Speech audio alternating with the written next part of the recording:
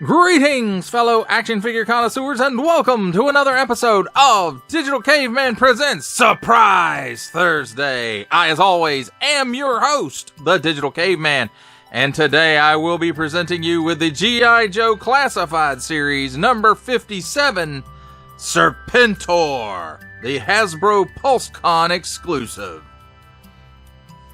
Now, let's get into it. Let's begin our genetic experimentation with a look at the packaging. And here on the front, you can see there's a sleeve here on it. It says 4 and up. Warning, don't stick things in your pie hole that don't belong there. G.I. Joe Classified Series, Serpentor and Air Chariot, Hasbro. And let's go ahead and flip around to the back. So you can see the sleeve almost matches up with the artwork on the back. The artwork on the sleeve almost matches up there. And I'm sure under the sleeve is the rest of the artwork, so you don't have to worry about that.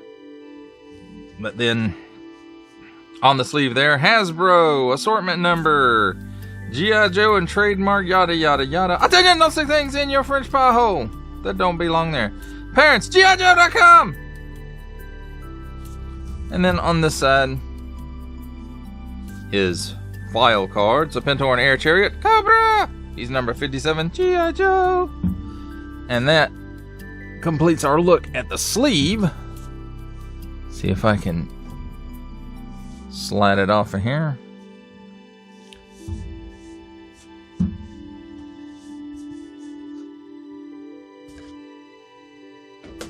And there we go. Now, let's take a look at the top. Cobra, number 57. And then on the front here, I don't have my Dr. Mindbender yet, but all the pictures I've seen, his packaging is very similar to this, if not exactly the same, just not quite as wide. I'm not sure. Again, I don't have it in hand yet. Hasbro Pulse says it's coming soon. And that's all I can tell you. On the bottom, just some panel details. On this side again, file card. And on this side, that Cobra DNA symbol. And then on the back, a full shot of the Serpentor artwork without all the legalese crapola in the way. Then when you flip it back around to the front, each side opens up. And so much for plastic-free packaging, Hasbro. His sword, staff, snake, arrow, or spear, snake spear, I guess. Then here's Serpentor, and he's not covered with anything. He's just in that plastic. So this is all the covering he had.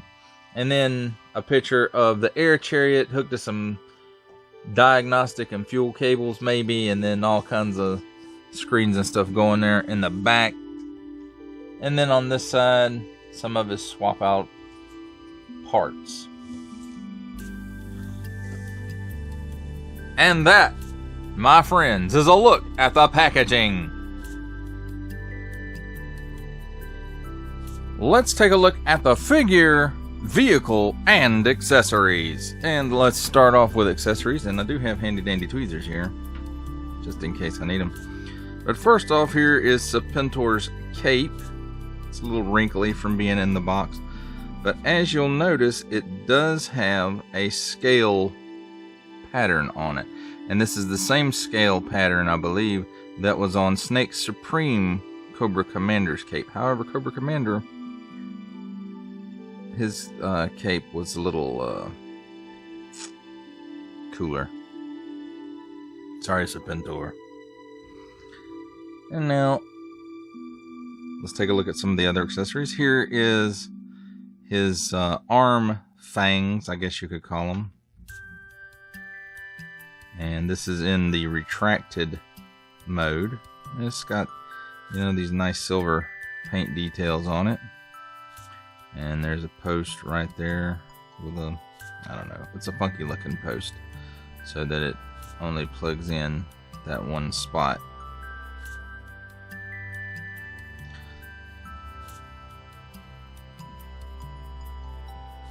And then here is the extended fangs. As you can see, they got a little bent together in the packaging, and same funky post there and same details on it. In fact, it's pretty much the same except for the fangs are extended, or the blades are extended, whatever you want to call it. Next up, we have his snake spear, so that he can spear Duke through the heart with it and put him in a coma. Not kill him, put him in a coma. He's gone into a coma. And here we have Serpentor's staff. And nice snaky details in there. A very nice cobra head. And at the bottom we got a little bit of a paint app here. I don't know if that's supposed to be a jewel or just deco, or I don't know. But there it is, in this funky shape on the end. So he can smack people in the head with it. And then here is his sword, again with the snake motif on it. And I believe it's all molded in this gold colored plastic here, and then the silver here is a paint, but as you can see, it's got some nice detailing on the blade itself, as well as the snake motif on the hilt and handguard.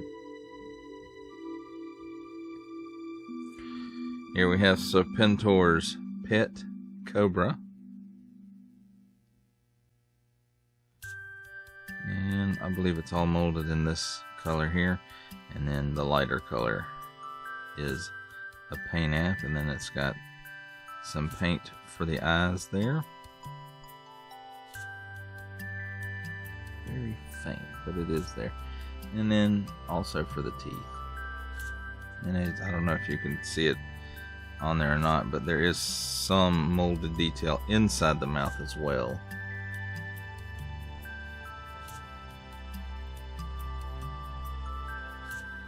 And you know, it does, you know, have a lot of nice molded detail in with the scales and everything itself. So snakes are creepy, but that one looks cool. And then here we have one of his headdresses, I guess, headgears. And as you can see, it has the hole here which corresponds to the piece on his head, which we'll look at in a minute, and another one here that corresponds in the back. Now when this one's on him, you can't really, he can't turn his head or anything like that. As you can see, it's all one piece, but it does have some nice paint apps on it. Eyes, the fangs right here around the mouth, and a lot of nice molded details in it as well. And then here we have his other headdress, which is just the head of the snake. And again, it has pretty much that same deco on it, just a little more of it around the mouth there. The fangs, the eyes, and again, a lot of nice molded detail in it. And of course, the plug hole there, port where it goes on his head. And then here is the separate piece that plugs into his back, and these pieces are much more like a real American hero Serpentor, except this piece was molded on as one with the head, and then this piece was a piece that plugged into his back as well. And it never, I'm glad they used a square peg, because you could never get it to, it would always twist around because of the round peg hole. And again, you know, lots of nice molded detail in there.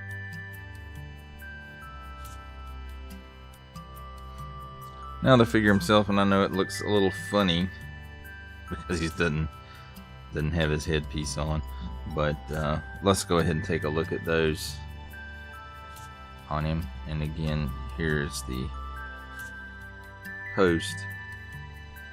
And you just kind of line those up and plug it in. Now, if you don't plug it into the back, you know, he can look around and stuff, and then, you know, that would be okay as well. But it's really made to plug in like that. And once you do, the head is locked into place. Let's move this out of the way for just a minute, because it keeps catching the focus of the camera.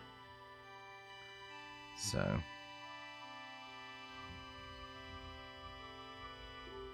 and I don't really honestly foresee using this one very much unless I get a throne for him to sit in. And then again, this one, you know, plugs in the same way, except now he has the freedom of movement. So I guess this is his throne. When he's sitting in his throne, he uses that one. When he's going into battle, he uses this one. And again, this piece, it just plugs right into place and it stays there. But we're going to talk about his articulation in a minute, so I'm going to go ahead and take that back off so it doesn't hinder anything. But as you can see, I think he's molded all in this color here, and I mean, there are tons of molded detail all over this guy. I mean, he's wearing a scale suit, or maybe he's wearing some snakeskin, I don't know. But he's got some nice gold paint in here, and then down here and on the sides here as well. So this is a very nice looking piece here. Here you can see there's the port for the arm fangs to plug into, if that's what you want to call it. And then, you know, the snake motif carries throughout the whole figure. He's got these two snakes here, their tails wrapped around here. His belt is a snake. His armor is all snake skinny. You know, and I mean, there's just tons and tons of molded detail on this guy.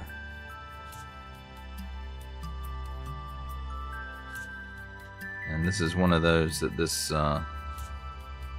mold will probably never be used again for anything except another Serpentor.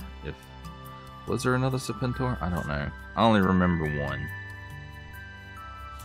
And I don't mean a different character, I mean in different colors. Alright, well, let's talk about his articulation.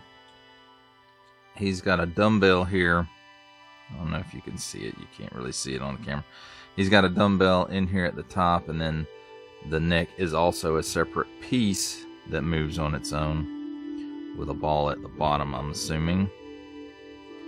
So he can look up that far. He can look down that far. He's got tons of chicken neck in there. Waggle, waggle, waggle. And, of course, he can do the full exorcist and waggle at the same time. Now, at the shoulders, he does have a butterfly joint. Goes back that far, goes forward that far. A 360-degree rotation there as well. And at the shoulder, the arm raises up approximately 90 degrees. And at the upper bicep, he does have a 360-degree rotation. Now, while we're talking about the joints, I will say I did have to put Serpentor in some hot water because this elbow joint right here was locked up, and the top knee joint here on this leg was locked up. So just something to be aware of. You may have to do it. Now, he does have a pinless double hinged elbow, and even though he does have a double hinged elbow, because the cuts aren't real deep, he only gives you, well, maybe a little better than 90 degrees at the elbow. 360-degree rotation at the wrist on an in and out hinge, and in and out hinge on the other side as well. He does have a cut here where the chest meets the abdomen, and it gives him a little bit of hula in there and a little bit of twist, but not much. He can lean this way, he can lean that way. crunches forward at that point about that far and back just slightly. So cut here at the waist, and it's a tight 360-degree rotation there, but he's got some hula there as well, and that will add to the forward crunch that much and the backwards crunch that much. I don't know. He bends back. It's not really a crunch, is it? I don't know. I didn't hear it going crunchy. Of course, here at the hips, he does have the G.I. Joe classified drop-down hinge, and that's on both legs. So he can give you the full splits. Does he possibly have some Jean-Claude Van Damme DNA? I don't know. And with the drop-down joint pulled down, he can kick forward that far and backwards that far. Cut here at the upper thigh for another 360-degree rotation. Double hinged pinless knee.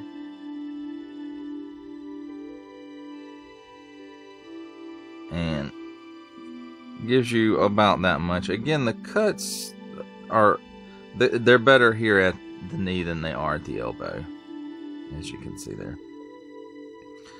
At the upper shin, there's a boot cut for another 360-degree rotation. The ankles tilt down that far, up that far, and forward-facing pin for rocker. And as far as his cape goes, no elastic straps like Snake Supreme Cobra Commander had, and that's okay too. But just goes up on his arms. Let's go ahead and plug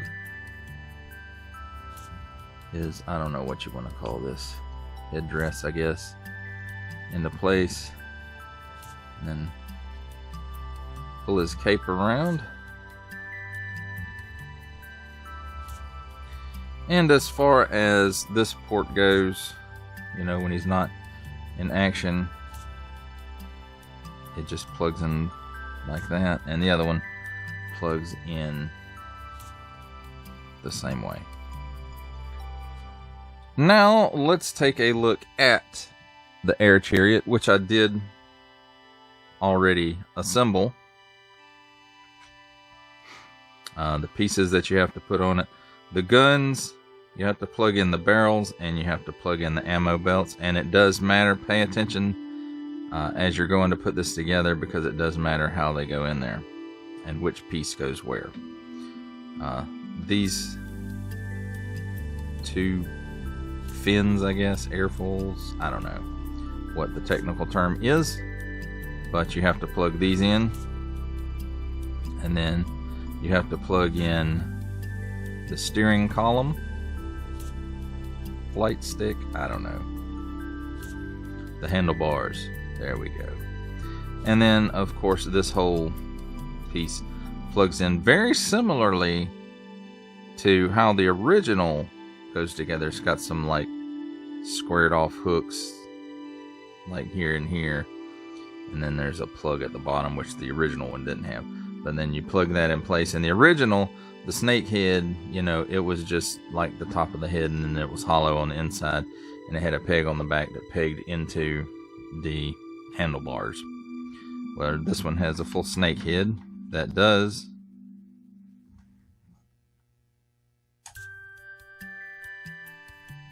open up that far, and there is a gun in there, but it's kind of hard to get a hold of.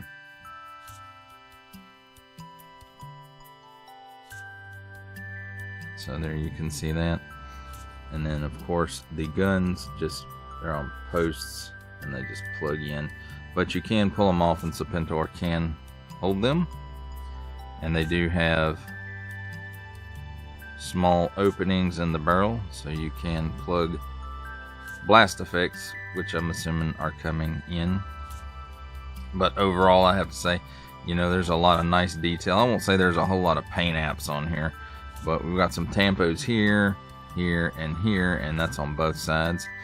And another nod to the original toy is the fan in here does spin. However, this is the only part you can really get a hold of it and make it spin.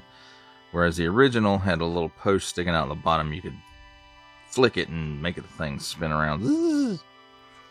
I know, great sound effects, right? And on the bottom here, we have landing gears, which just pull out. The original did not have that. So that is pretty cool. And it sits on them quite well. And I have to say, you know, we got some tampos here for the control panels. And then, you know, some on the back of the snake head, there's some molded details here. And I mean, there's just nice molded details throughout the, you know, the rivets or bolts or whatever holding it together. Now, one thing I will say about this, you know, like a lot of classic, a real American hero stuff, and I'm not talking about Serpentor's Air Chariot. I don't remember the Air Chariot having the feature where it had pull-off panels where you could see the engine components and stuff like that. So, and as you can see, this is it's a little wobbly in that post.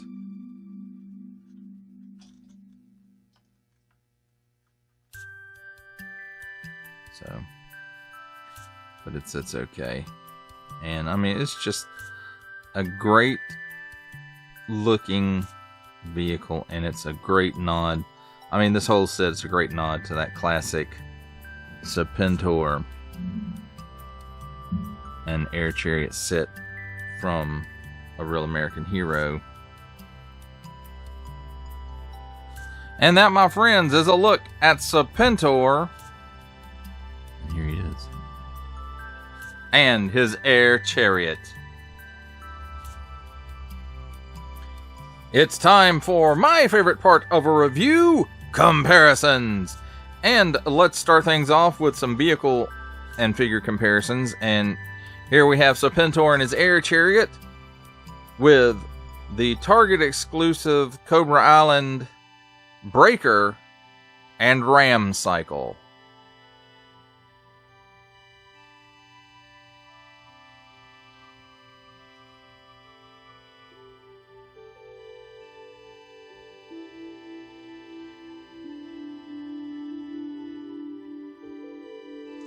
And because I don't have a lot of people in quote-unquote air chariots, here's somebody in an air chair. The Marvel Legends MODOK from AIM, and I could see AIM and Mars working together on a project. Were they in the actual same universe? That would be an interesting thing.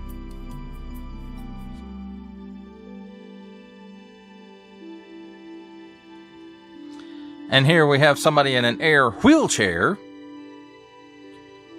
The Marvel Legends Legendary Riders Professor Xavier.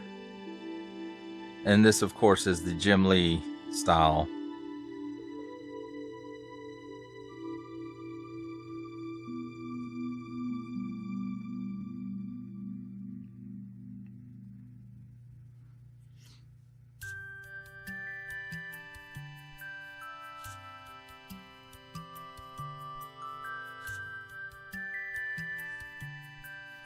Here we have Serpentor with two other Hasbro Pulse exclusives, the Regal variant Cobra Commander and Snake Supreme Cobra Commander. And as you can see, the patterns on the capes are identical.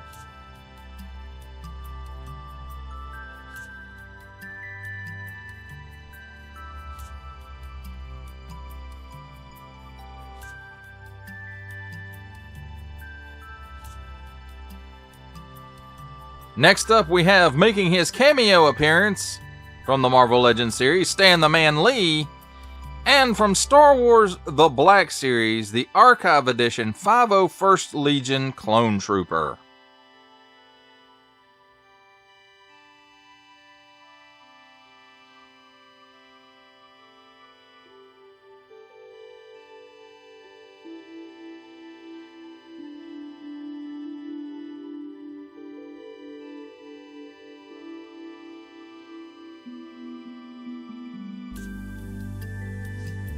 For our final set of comparisons, we have Vala versus Action Force version 2 Sergeant Slaughter, because, you know, he and Serpentor, according to the cartoon, share some DNA. And for a 7-inch comparison, here we have McFarlane Toys DC Multiverse 3 Jokers, the Joker, the Clown.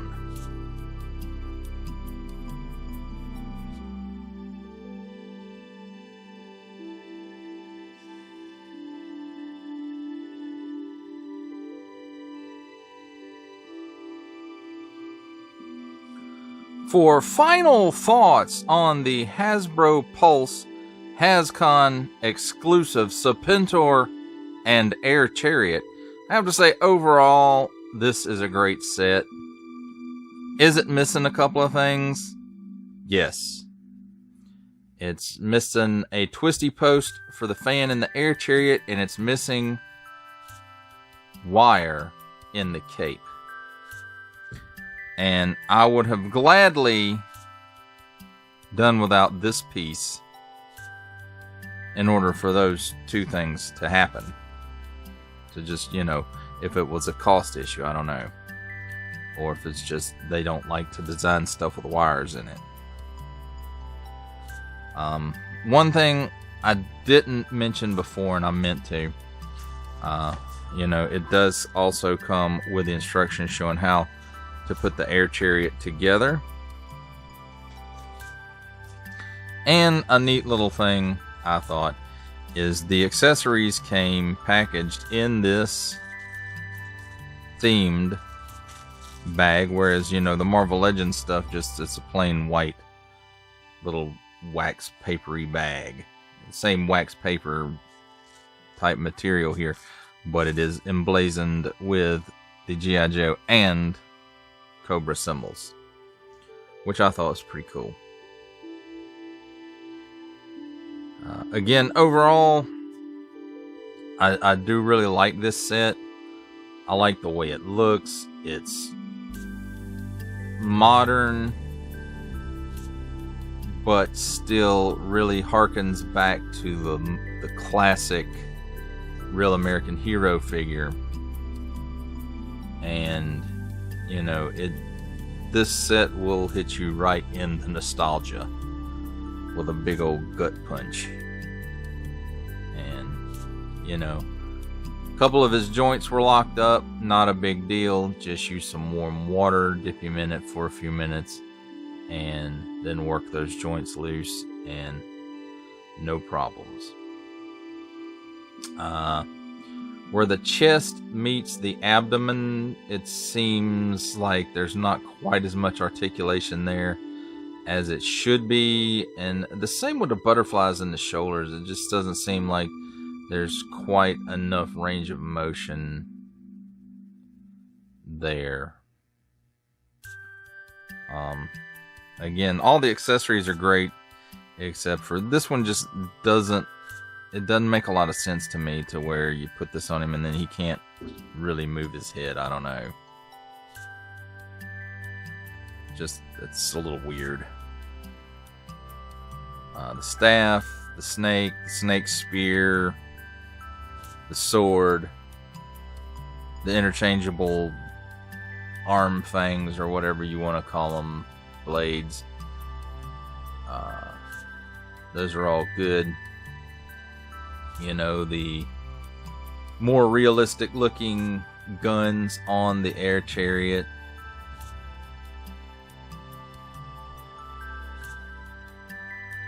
Those are a nice addition, as well as the little blaster inside the snake's mouth. I think that was a very, very cool addition to this figure.